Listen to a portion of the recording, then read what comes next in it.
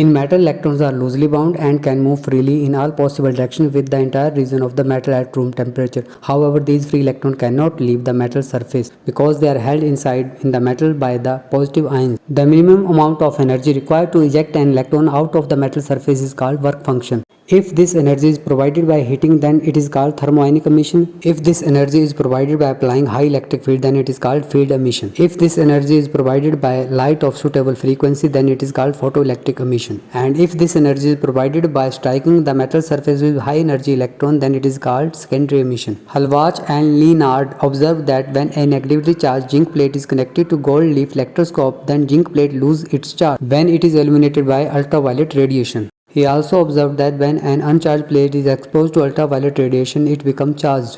He concluded that some negatively charged particles were emitted from zinc plate when exposed to ultraviolet radiation. Experimental study of photoelectric effect consists of an apparatus consisting of two electrodes A and C. C is a photosensitive plate and A is collecting electrode. Incident radiation enters the tube through side window. A variable battery is connected between A and C. Photoelectrons are emitted when ultraviolet radiation falls on the photosensitive plate C. These electrons are attracted toward electrode A, which is positive. It is found that when frequency and accelerated potential remain same, then photoelectric current increases linearly with increase in intensity of light. By keeping the frequency and intensity of light fixed, it is found that the photoelectric current increases with increase in positive potential of collecting electrode. When negative potential is applied to A, then it is found that at a particular potential called stopping potential, no electron reach the collecting electrode. Stopping potential gives an estimate of maximum kinetic energy of photoelectron. For same intensity but different frequency, it is found that saturation current is same but stopping potential is different. With the decrease in frequency, stopping potential also decreases. At a particular frequency called threshold frequency, stopping potential becomes zero. Laws of photoelectric emission. For a given substance, there is a minimum frequency of incident light called threshold frequency, below which no photoelectric emission takes place. Photoelectric current in a substance is directly proportional to intensity of incident light, provided frequency should be greater than threshold frequency.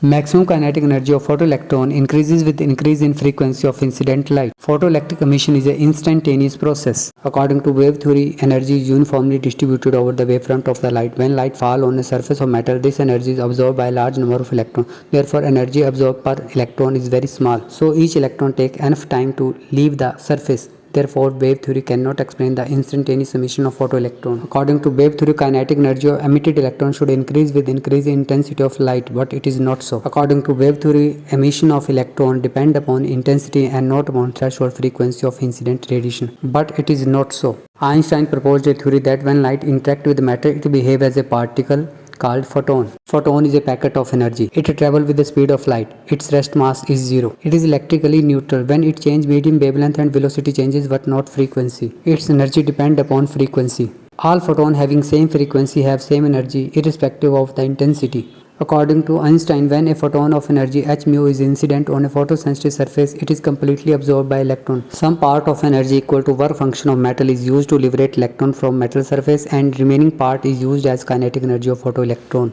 He gave an equation known as Einstein photoelectric equation. On the basis of this equation, he completely explained the laws of photoelectric effect. One photon can emit one electron only. Photoelectric emission is due to elastic collision between a photon and an electron. A graph is plotted between the stopping potential and the frequency. It is a straight line having slope equal to h upon e and intercept on the vertical axis equal to minus work function upon e. By using the slope, Milken determined the value of h and work function. This value was in close agreement with the values obtained from other experiments. It verified the correctness of Einstein photoelectric equation. Therefore, Einstein and Milken were awarded Nobel Prizes. Waves associated with moving particles are known as de Broglie waves or matter waves. According to de Broglie, a moving particle can be associated with a wave. Since radiation has got dual nature, de Broglie suggested that particles like electron, photon, electron, etc. also have dual nature. His suggestions were based on the assumption that universe is made up of particle and radiation. Nature loves symmetry, so both particle and radiation must have symmetrical nature. De Broglie gave a formula for the wavelength of the moving particles. Lambda is equal to h upon mv, where h is the Planck constant, m is the mass, and v is the velocity of the particle. Faster the particle moves, smaller is the de Broglie wavelength.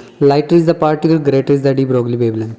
De Broglie wavelength is independent of charge and nature of particle. Macroscopic objects like ball, stone, car, etc. do not show wave-like properties because their mass is large and speed is small, so lambda is extremely small. For an electron moving through a potential, the de Broglie wavelength depends upon the potential difference. Photoelectric cell is a device which converts light energy into electric energy. It is also known as electric eye. It measures the intensity of light by measuring photoelectric current. It is of three types: photoemissive cell, photoconductive cell, and photovoltaic cell. Photoemissive cell work on the principle of photoelectric effect. Photoconductive cell make use of the fact that conductivity of a semiconductor increases with increase in intensity of incident light. Photovoltaic cell, also known as solar cell, work on the principle that photoelectric emission can develop a potential difference between the suitable substance. This type of cell supply a current without using external battery. It is used for exposure meter of good quality cameras and in solar batteries. Photocells are used in automatic fire alarm, burglar alarm, in scanners, cinemas, paper industries, astronomy, to determine the opacity of solids and liquid, automatic street light, automatic furnace, photometry, photo counting, and meteorology. A few numericals based on photoelectric effect and de Broglie wavelength.